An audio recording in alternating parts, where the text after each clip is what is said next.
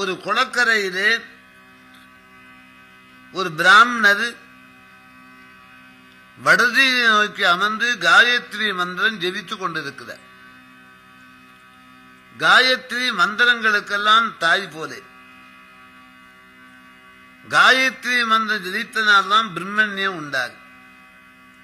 அந்த அந்தணர் காயத்ரி மந்திரம் ஜெபித்துக் கொண்டிருக்கிற போது ஒரு அரிஜன் பசுவை கொல்லுவதற்கு முயலுகின்றார். அந்த அறிவுள்ள பசு கட்டுத்தறி அறுத்து கொண்டு ஓடியது. அந்த அரிஜனன் வந்து இந்த அந்தணரை பார்த்து, ஐயரே, பசு எங்கே போயிற்று? அவர் ஜெபமாலையை கையில வைத்துக் கொண்டு ஜெபம் செய்வதனாலே இந்த 2 கரங்களை நீட்டி இந்த வழியா போச்சுன்னு குறிப்பிட்டார்.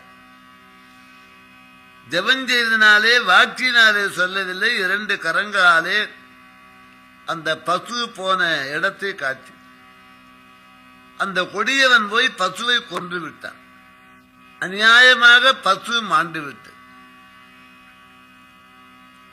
அங்கே ஜாருகரு ஜாருகரு என்று ஒரு குலத்தார்.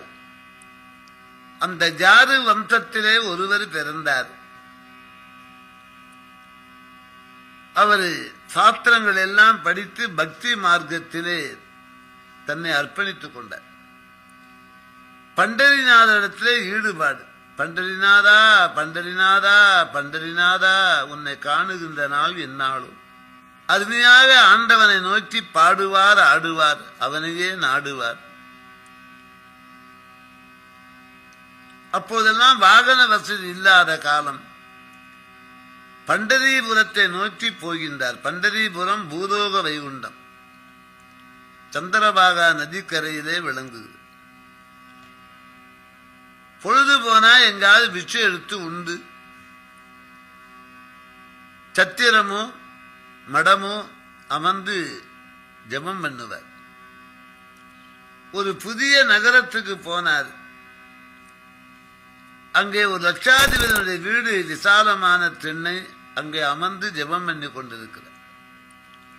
இரவு 1 மணிக்கு அந்த வீட்டம்மா சிறுநீர் கழிக்க வெளியே வந்தாள். சஜ்ஜன ஜாருகரை பார்த்து மன்மத வடிவாக இருக்கின்றார். அவள் மனம் மாறி, ஐயா, தாங்கள் யார்? இங்கே அமர்ந்திருக்கிறீர். அம்மா, நான் வழிபோக்கன், என் பேர் ஜாருகன், பண்டரிபுரம் போகிறேன்.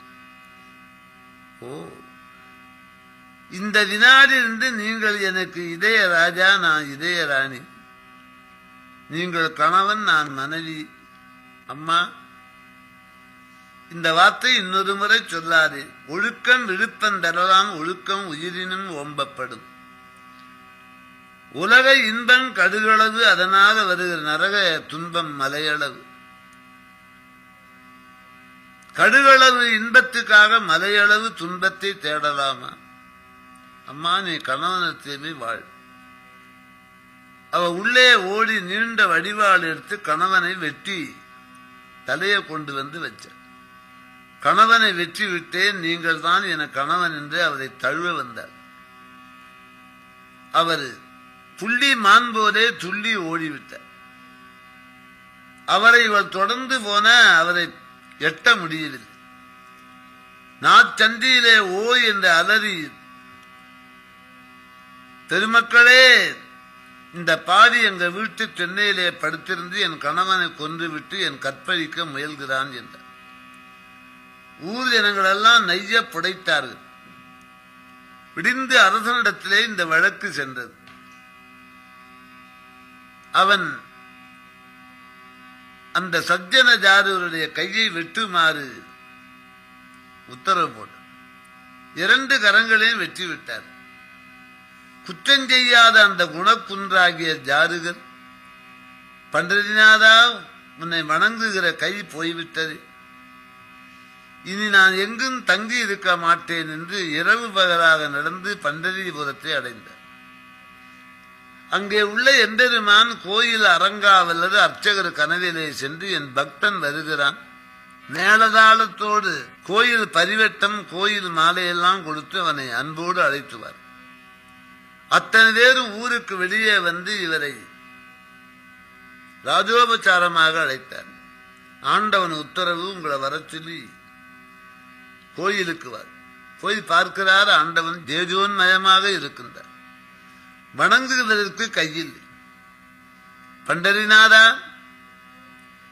இத்தனை பேர் கனவிலே என் பக்தன் வருகிறான் என்று கட்டளையிட்டீரே, அன்று என் கை வாங்குகிற பொழுது நீங்க அசரீதியாகவாது ஒரு வார்த்தை சொல்லக்கூடாதா, இவன் நிரபராதி என்று?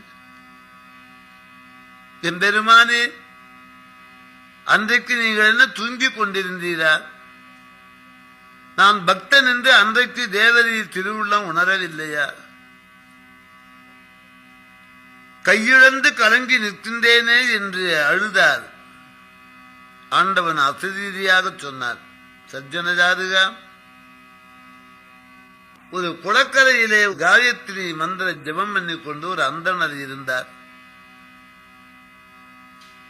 பசுவை கொல்லுகின்ற அரியனுக்கு அந்த பசு போன வழியை காட்டினார்.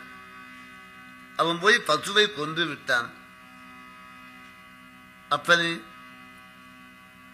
அந்த அந்தணன் தான் நீ. பசுவை கொல்லுவதற்கு கை காட்டினாலே அந்த கை உனக்கு போய்விட்டது. அந்த பசுதான் அந்த பெண்மணி. பசுவை கொண்ட அர்ஜுனன் தான் அங்கே மாண்டு கிடந்தவன். ஆகவே முற்பகல் செய்யில் பிற்பகல் விளையும். நீ கை காட்டி அந்த பசுவின் கொலைக்கு காரணமாக இருந்தபடினாலே உன் கை போய்விட்டது. அவரவர்கள் வினையை நுகருகின்ற பொழுது நடுநிலையில் இருக்கிற நான் என்ன செய்ய முடியும்? நீ செய்த வினையை நீதானே நுகர வேண்டும். கொள்ளு போட்டுவிட்டு எள்ளு எதிர்பார்க்கலாமா என்று எம்பெருமான் விளக்கினார். அவர் கருணை மழை பொழிந்தவுடனே கை வளர்ந்தது. அவர் இடையராது ஆண்டவனுக்கு பக்தி செய்தார்.